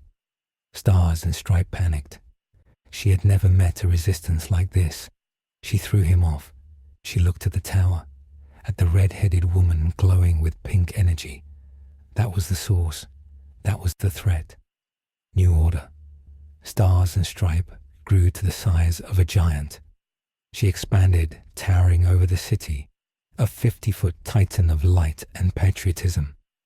She raised a fist to crush the tower and Jean along with it. Scott saw the fist falling. He saw the end. And he made the second choice, the irreversible one. "Jean," Scott screamed. "Let it in." Jean Grey heard the command. She was drowning in the psychic noise of a dying city. She felt the hatred of the MLA, the fear of the civilians, the righteous fury of the American hero. She felt the void between universes, and she felt the other thing, the thing that had been sleeping since the crash. The passenger. She stopped resisting. She opened the door. The Phoenix Force did not enter the My Hero Academia universe quietly. It tore through the membrane of reality like a predator tearing through a tent. The sky turned fire, not orange fire, cosmic fire. A raptor of pure psionic energy, the size of a continent, manifested above Japan, displacing the atmosphere instantly. Stars and Stripe looked up. Her giant form suddenly felt very small. She saw the bird. She felt the age of it. It was older than Quirks, older than humanity, older than stars. "New Order," she shouted, her voice shaking. "The fire will. The fire will." She couldn't name it. She didn't know what it was. Her quirk required a name, a definition, and the Phoenix was beyond definition. The Phoenix screeched. It wasn't a sound. It was a psychic decree. "I am." The entity looked at the woman who tried to command reality. The Phoenix found this amusing. It flapped its wings. A wave of cosmic flame washed over Daika City. The impact was absolute. The hard light constructs of Stars and Stripe shattered. The hero was stripped of her giant form, her quirk overloaded by the sheer density of the energy she was trying to rewrite. She fell crashing into the mountainside, her spirit broken. But the Phoenix was not done. It sensed another power, a power that stockpiled will, a power that defied death. One for all. Far away in Musutafu, Izuku, Midoriya, collapsed in the middle of class. He clutched his chest, screaming. The vestiges inside him were screaming too. The first user was weeping. Nana Shimura was cowering. They felt the predator. The Phoenix was not a quirk. It was the end of the evolutionary line. It was the judgment that the quirk singularity theory had predicted, but failed to understand. Back in Daika, the city was burning, not with heat, but with change. The MLA soldiers who were touched by the cosmic flames were not incinerated. They were altered. Their quirks mutated instantly, accelerating centuries of evolution in seconds.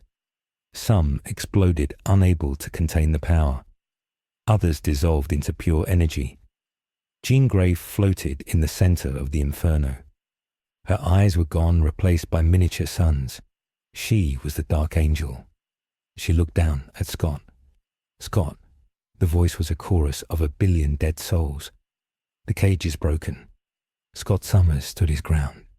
His uniform was shredded. His visor was cracked. He looked at the woman he loved, the God he feared. Close it, Gene Scott said, his voice barely a whisper against the gale. Close it down. Why? The Phoenix asked, tilting its head. This world is fragile. It is built on a lie. I can fix it. I can burn the poison out. She looked at the horizon. She saw the HPSC headquarters hundreds of miles away. She saw the Tartarus prison. She saw the rot in the system. I can make it right. No, Scott shouted. That's not us. We are X-Men. We save the world. We don't rewrite it. Jean looked at him. For a moment the human surfaced. The tears evaporated on her burning cheeks. She fought the bird. She clamped down on the infinite power, forcing it back into the bottle. It was a mental feat that dwarfed any physical strength in the history of heroes. The giant firebird dissipated, vanishing into sparks. Jean fell. Colossus caught her. He cradled her broken form. She was comatose. Her mind had shut down to protect itself from the possession. The silence that followed was heavy. The dust of Dacre City settled. The city was gone, not destroyed but erased. The buildings were reduced to sand. The population was scattered or unconscious. Stars and Stripe lay in the rubble alive, but comatose, her quirk burned out by the effort of trying to command a cosmic entity. The X-Men stood alone in the crater. They had won, but the cost was total. Hawks landed on the edge of the crater. He had watched from a distance, too terrified to engage. He saw the Firebird. He saw the power that made All for One look like a playground bully. He looked at Scott Summers, who was checking Jean's pulse. "What are you?" Hawks asked, his voice trembling. Scott stood up. He picked up his cracked visor and placed it back over his eyes. He didn't look like a hero. He looked like a king of a dead kingdom. "We are the future," Scott said. The world now knew. Wasn't just mutants, it was gods. The presence of the Phoenix had sent a ripple through the quirk gene pool. Across the globe, quirk factors were spiking, vibrating in resonance with the cosmic energy that had been released. The doomsday theory was accelerating. And in the shadows of the ruins, Destro pulled himself from the rubble. He was broken. His army was decimated. But he was laughing. He had seen it. The ultimate liberation. The chaotic truth. They are not the allies. Destro wheezed, spitting blood. They are the messiahs. Scott signaled the team. They had to move. They couldn't stay here. The beacon had failed. They were trapped. And now, every force on the planet would be coming to kill the host of the Phoenix. Midoriya woke up in the infirmary. All Might was sitting beside him, looking older than ever. "All Might," Midoriya whispered. "I saw it. The fire. It looked at One for All, and it laughed." All Might gripped the boy's hand. "We have to find them, young Midoriya, before Shigaraki does. If All for One gets that power, if he takes the vessel..." "He can't take it," Midoriya said, realizing the horror of the truth. "It's not a quirk, it's a judgment." The board had been flipped. The game of heroes and villains was over. The age of survival had begun. The X-Men walked into the wasteland of their own making, carrying the most dangerous weapon in the multiverse in the arms of a Russian farmer. They had no friends. They had no home. They only had the mission: survive. The global atmospheric resonance caused by the Phoenix manifestation did not dissipate. It settled into the marrow of the My Hero Academia universe like a chronic fever. Across the globe, quirk factors began to vibrate at a frequency that defied medical science. In hospitals from Tokyo to New York, children with minor quirks suddenly found their abilities spiking into uncontrollable surges. A girl in Osaka who could generate small sparks suddenly shorted out the power grid of her entire ward. A man in London with a minor strength enhancer shattered the pavement with a single step. The quirk singularity doomsday theory was no longer a theoretical asymptote on a graph. It was a rapidly approaching wall, and the X-Men had inadvertently floored the accelerator. The world was not ending, but it was evolving too fast for its social structures to contain.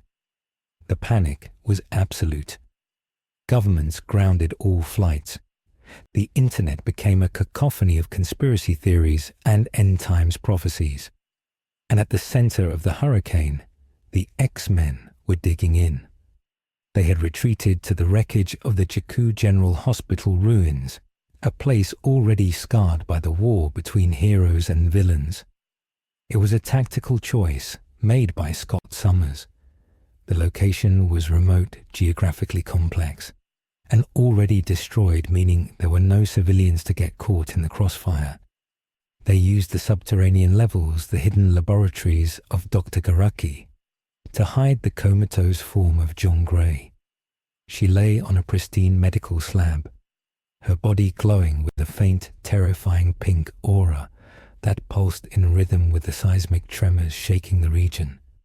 Colossus stood guard at the blast doors, his metallic form dented and scorched from the battle in Dacre. He did not eat. He did not sleep. He stood like a golem forged from Soviet steel and sadness. Storm patrolled the skies, keeping a dense cloud cover over the mountain range, scrambling satellite imagery. With electromagnetic pulses she generated from her own bioelectricity. Scott Summers sat in the dark over the command center, his visor the only light source. He was cleaning his uniform, stitching the Kevlar weave with steady hands. He was exhausted.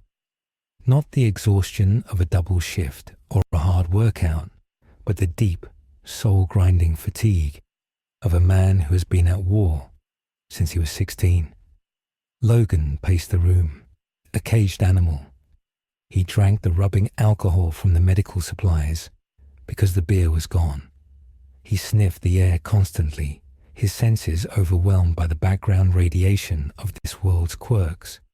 It smelled like a zoo where all the cages were left unlocked. "They're coming," Scott said without looking up. "All of them," Logan replied. "The heroes, the villains, the ones in between. They all want the girl.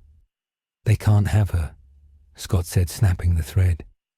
"If All for One touches her, he won't just kill her. He will try to absorb the Force. If he does that, he won't become a god. He will become a black hole. He will consume this universe, and then he will look for ours. We should wake her up," Logan suggested, his voice low. "Let her burn them. End it." "No," Scott stood up, putting the jacket on. "The Phoenix is a judge, not a weapon. If she wakes up fully, she might decide this world isn't worth saving. Look at them, Logan. They segregate based on biology. They license heroism. It's everything Charles warned us about, wrapped in a smile and a merchandise deal. If the Phoenix judges them, she will burn it all down. We have to hold the line until the Blackbird's call can be jury-rigged to open a breach. We need 1 hour." The first perimeter alarm tripped. It wasn't a stealth intrusion. It was an arrival. On the horizon, a fleet of transport aircraft appeared flying under the radar. They bore the insignia of the World Heroes Association. But leading them was not a plane. It was a green streak of lightning tearing across the landscape. Izuku Midoriya had arrived, and he had brought the cavalry. Class 1A, the Big Three, and the top surviving pro-heroes landed at the base of the mountain. They did not attack. They formed a line, a wall of color and resolve against the grey ruin of the hospital. Midoriya stepped forward, using his black whip to amplify his voice. He looked different. The boy who had scribbled in notebooks was gone, replaced by a young man carrying the weight of the world on his shoulders. His cowl was down. His eyes were hard. "Cyclops," Midoriya shouted. "We know you're in there. We don't want to fight." Scott walked out of the shadows of the ruined entrance. He stood on a pile of rubble, looking down at the army of heroes. He didn't have a megaphone. He didn't need one. His presence projected enough command authority to silence the wind. "Go home," Kid Scott said. "This is above your pay grade." "The world is breaking," Midoriya pleaded.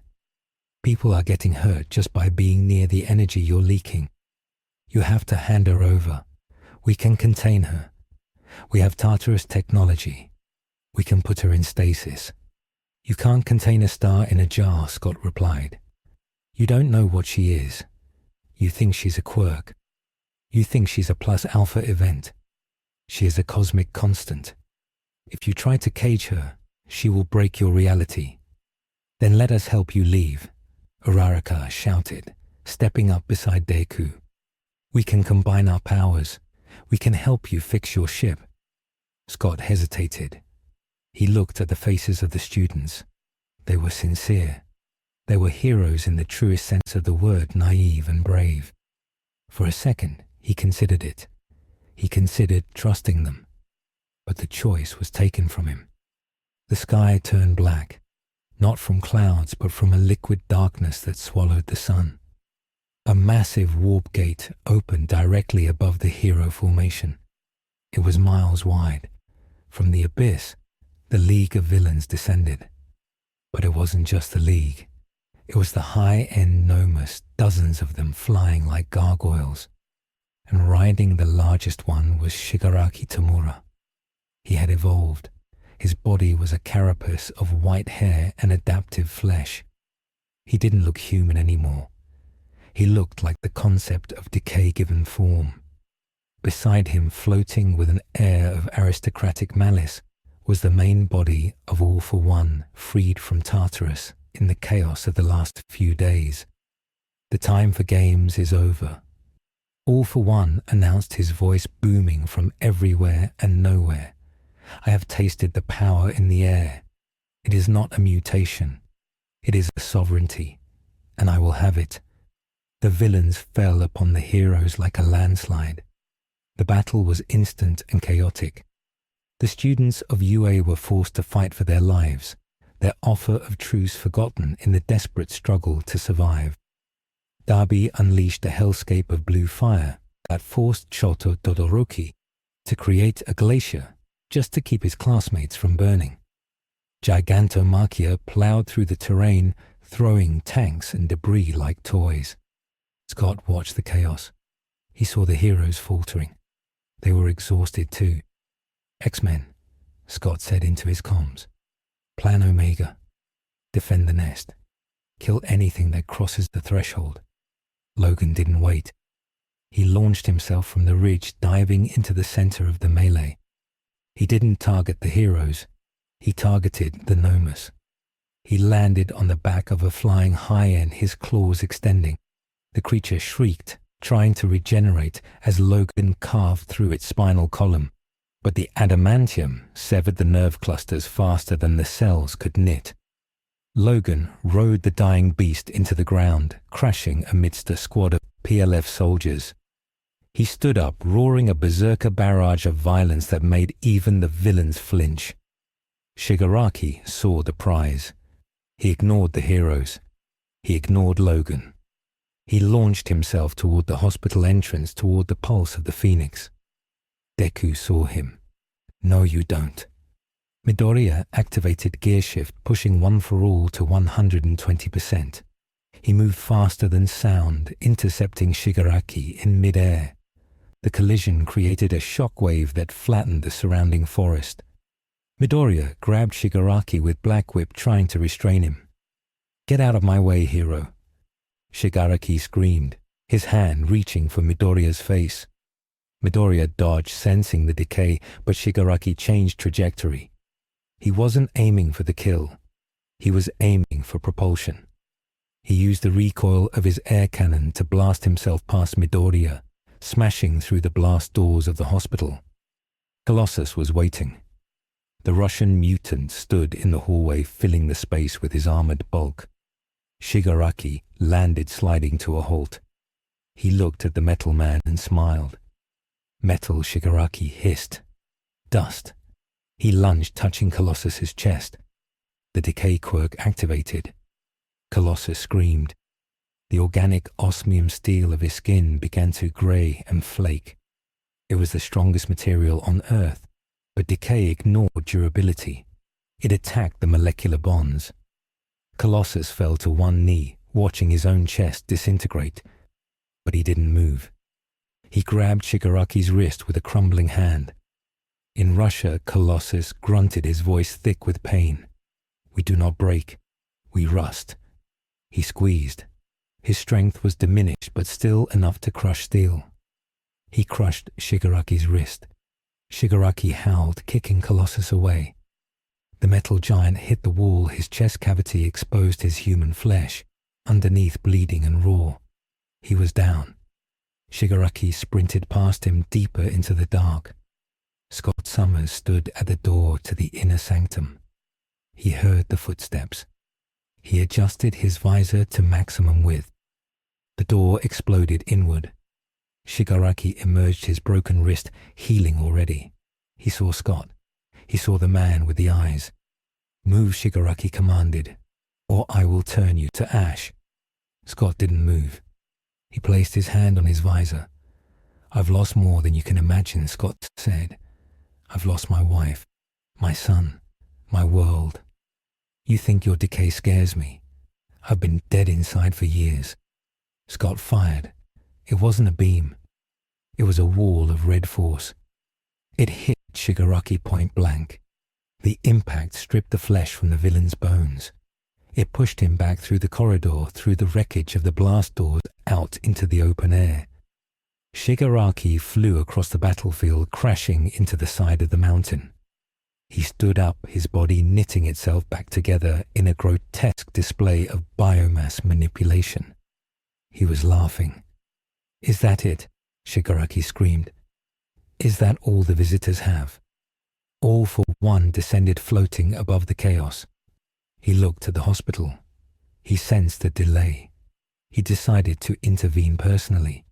He extended his hand, pointing a finger at the mountain. Air cannon. Kinetic booster. Strength multiplier X4. He fired a blast of air pressure designed to level the mountain and expose the prize. The attack was cataclysmic. It tore through the rock, approaching the inner sanctum. Storm saw it. She was engaging a high end in the clouds, but she saw the threat to Jean. She dove. She didn't try to block the air. She tried to catch it. She manipulated the pressure gradients around the blast, forcing the air to disperse upwards. It worked, but the strain was immense. Storm screamed as the feedback shattered the blood vessels in her eyes. She fell from the sky unconscious, caught by hawks before she hit the ground. The defense was crumbling. Colossus was down. Storm was down. Logan was buried under a pile of Nomus, hacking his way out, but too slow. Scott was the last line. And then the heartbeat stopped. Inside the chamber, Jean Grey opened her eyes. They were not green. They were fire. The pink aura vanished, replaced by a raptor of flame that incinerated the hospital roof. Jean rose, levitating through the concrete and steel. She did not look at Scott. She did not look at the X-Men. She looked at the source of the hunger. She looked at All for One. The battlefield fell silent. The fighting stopped. Heroes and villains alike looked up at the woman, who was burning a hole in the sky. The heat was intense enough to melt the snow on the peaks miles away. All for One smiled. Beautiful. He flew up to meet her. He didn't fear her. His arrogance was his defining trait. He believed every power existed to be taken. He reached out his hand, the palm glowing with the stealing quirk. Give it to me, All for One commanded. He touched her forehead. The interaction was instantaneous. All for One attempted to steal the Phoenix Force. He attempted to drag the entity into his stockpile of quirks. He opened the door to his inner world, the dark vault where he kept the souls of his victims. The Phoenix accepted the invitation. It didn't resist. It poured in. All for one smile vanished. His eyes went wide. He expected a river. He got an ocean. The Phoenix Force flooded his consciousness, not as a quirk, but as an infinite awareness. It filled his vault. It filled the empty spaces. It filled the stolen vestiges. Inside the vestige world, the stolen quirks screamed as they were incinerated by the cosmic truth. All for one's ego, the massive, towering avatar of his will, was dwarfed by the Firebird. "You are small," the Phoenix voice resonated inside of his skull, cracking his mind like an egg. "You hoard sparks and call yourself a sun." In the physical world, All for One began to burn, not from the outside, but from the inside. Beams of cosmic light erupted from his eyes, his mouth the holes in his hands. He screamed a sound that was not human. It was the sound of a god realizing he was mortal. "Master!" Shigaraki screamed, trying to reach him. Shigaraki touched All for One, trying to pull him away. The contact was a mistake. The connection between them, the transfer of the All for One quirk, acted as a conduit. The Phoenix fire jumped the gap. It flowed into Shigaraki. Inside Shigaraki, the vestiges of One for All, who were connected via the familial resonance, felt the heat. The first user looked at the approaching fire. "It is cleansing," the first user whispered. The Phoenix didn't kill Shigaraki. It purged him. It burned away the All for One persona that had been grafted onto his soul. It burned away the hatred that had been artificially cultivated. It left Tomura Shigaraki, the broken boy standing in a white void screaming for his father. Then the Phoenix withdrew. It had judged them. They were not worthy of being vessels. They were barely worthy of being kindling. Jean Grey floated there, the fire fading. She looked down at the world. She saw Midoriya. She saw Scott. "Scott," she said, her voice echoing across the valley. "It's time." Scott adjusted his visor. He looked at the Blackbird, which was sitting on the makeshift launch pad they had built. The core was unstable, but the energy surge from the Phoenix interaction had charged it to 400% capacity. "Get to the ship," Scott roared. "Logan, grab Pyotr." Logan burst from the pile of Nomus, bloody and ragged. He saw the situation. He grabbed Colossus's heavy metal body, dragging him toward the jet. Midoriya stepped forward. He wanted to stop them. He wanted to save them. But he looked at Jean Grey, and he knew. They didn't belong here. "Go," Midoriya shouted, holding back the other heroes. "Let them go." The X-Men boarded the Blackbird. Jean remained outside, hovering. She was the battery. She placed her hands on the hull of the jet. "Goodbye, heroes," the Phoenix voice whispered. "Try to be better." Jean released the energy. She didn't open a portal. She punched a hole through the dimensional membrane. The sky above Jakku shattered like glass. The Blackbird shot upward, riding the beam of cosmic fire. It vanished into the breach. Jean looked back one last time. She saw All for One's body smoking and comatose, his mind wiped clean by the overload. She saw Shigaraki unconscious, stripped of his master's influence, but still a threat. She saw a world that had been shaken to its foundation. She dissolved, turning into pure energy, and followed the ship. The breach snapped shut. The silence that followed was deafening. The fever broke. The global resonance stopped.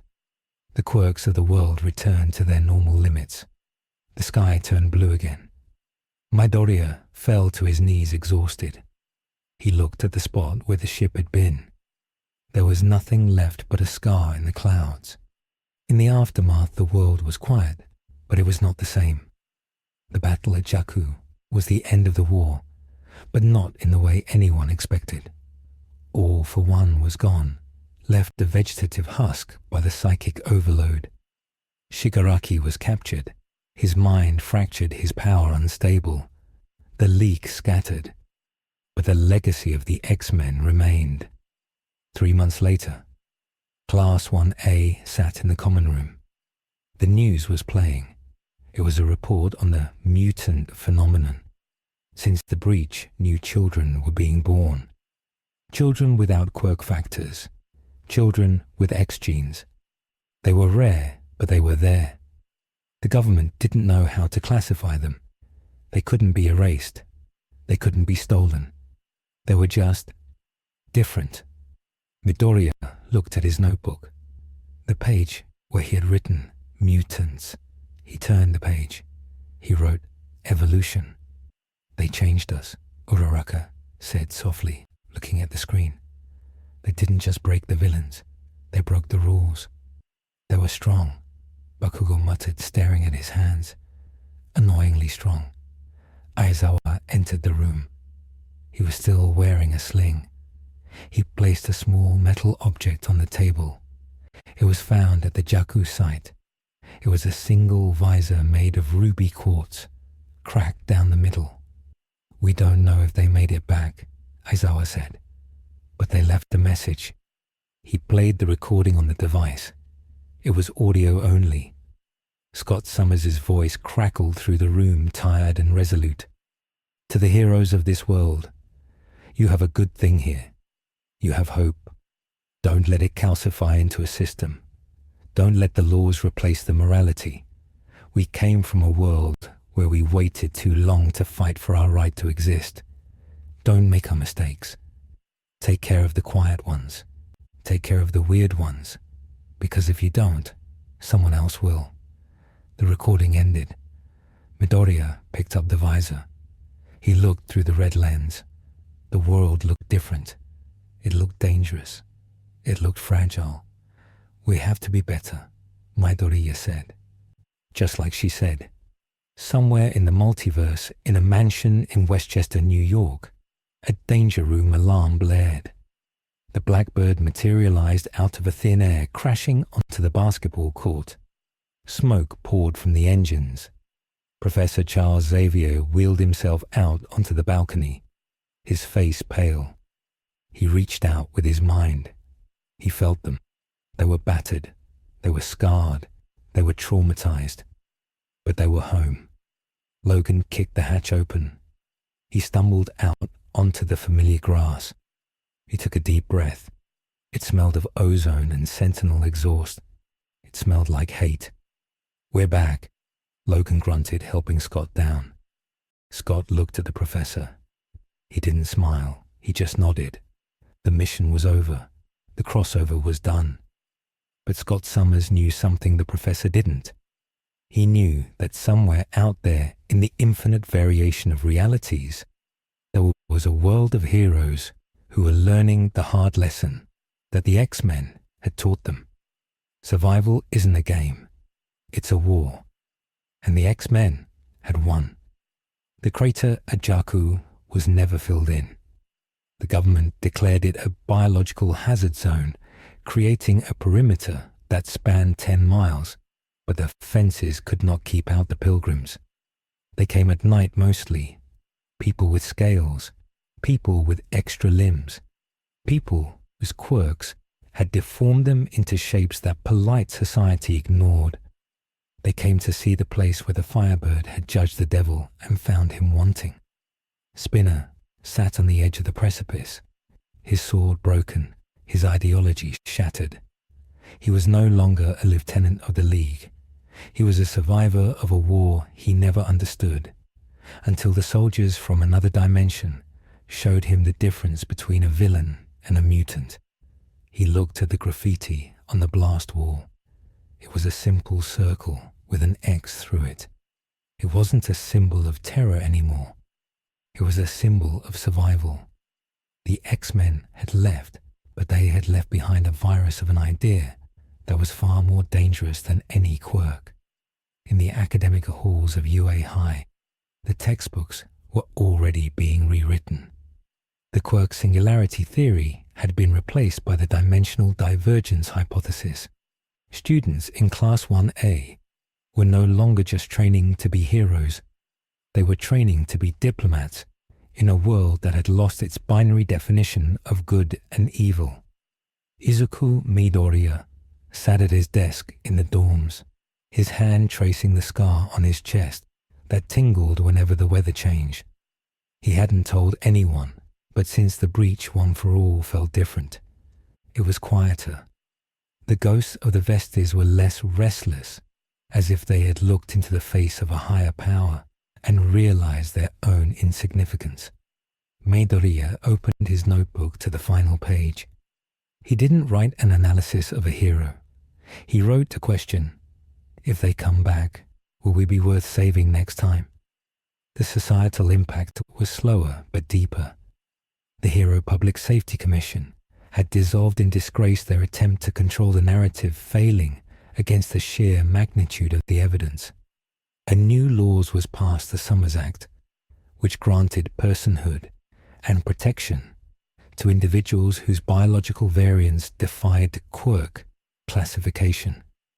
It was a small victory won with blood and fire, but the fear remained. The world had seen what happened when the outcasts stopped asking for permission.